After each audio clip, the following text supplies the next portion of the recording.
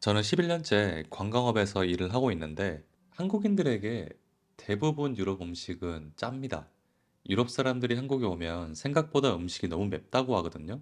어떤 사람은 고춧가루 안 들어간 거 없냐고 말하기도 하고 반찬부터 많은 것이 매워서 한동안 고생을 합니다. 한국인들은 여기에 공감을 못하죠.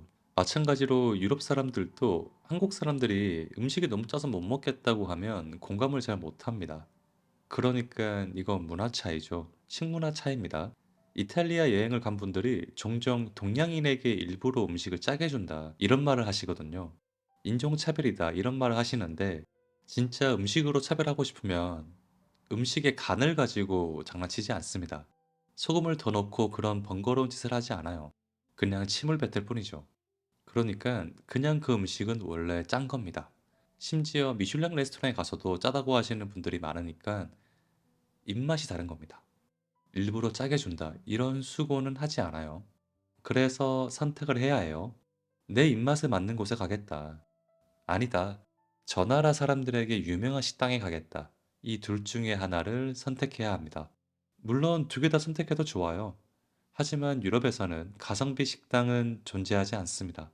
한국과 가성비의 개념도 달라요. 케밥 하나가 15,000원, 2만 원 수준이니까요. 그래서 현지인들이 많이 가는 곳은 유럽 여행을 많이 해본 사람들에게 저는 추천을 드리고 있고요. 특히 여행에서 가성비가 가장 중요하지 이렇게 생각하는 분이라면 현지인 맛집은 잊어버리는 게 좋습니다.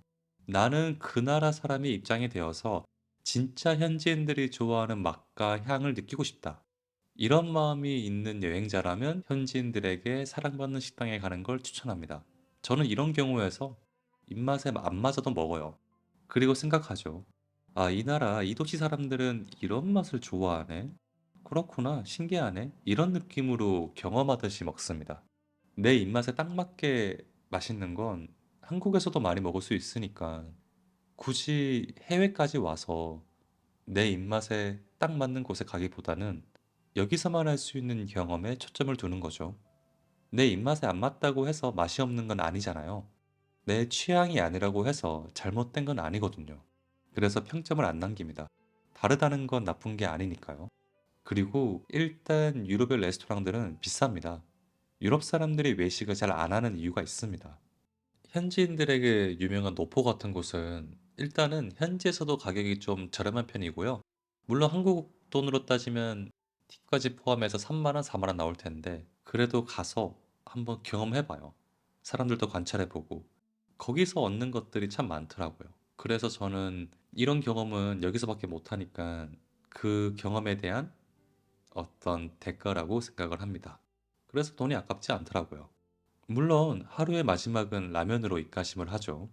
그래서 내가 어떤 여행자인지 한번 생각을 해보셔야 돼요. 나는 내 입맛에 맞는 곳에 가는 게 중요해. 라는 여행자가 있고, 아니다, 나는 그래도 여기서만 할 수 있는 이 경험을 해보겠다. 이렇게 생각하는 여행자가 있을 겁니다.